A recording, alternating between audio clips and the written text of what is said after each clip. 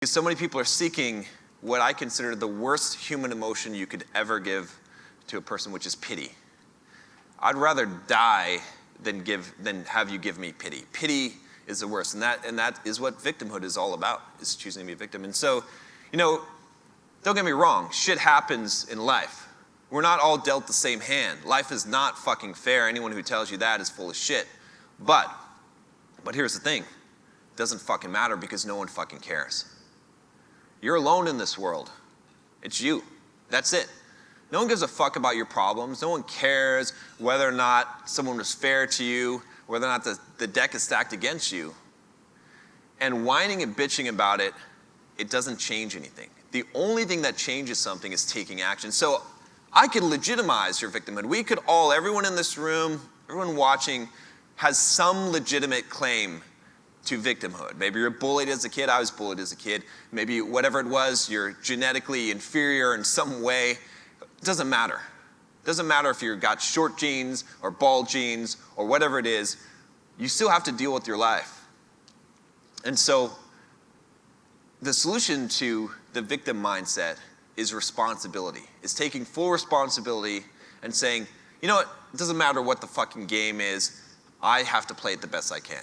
So Viktor Frankl was a Holocaust survivor. He wrote this book. He was sent to a Nazi concentration camp. He saw his family killed, his friends killed. He was subject to all kinds of horrible torture and abuse, sexual, physical, whatever they did, you know what I mean? And he wrote about all those things. And the whole point of this book that he wanted to make was that you're not a victim, because he didn't consider himself a victim. What he said in the book is he said that between when something happens to you and your reaction to it, there's a space.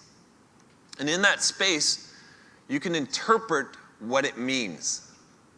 And that's so key, because that gives you power. Because here he was stripped naked in a concentration camp, no sovereignty over his life from external appearances. But he said, I did not give up sovereignty over my life because I get to decide what I think. I don't get to decide what the weather is or what people do to me, how girls react to me. I don't get to decide that.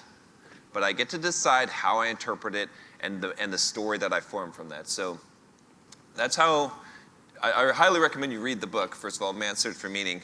But if anyone has a claim for victimhood, Viktor Frankl does. I mean, not too many people have gone through what he's gone through, yet he rejected victimhood. So whenever I hear someone bitching and whining and saying how they're a victim, I can't hear it anymore. I can't hear it. I don't have any empathy for it, because if Viktor Frankl can go through the shit that he went through and not have the victim mindset, then there's no excuse.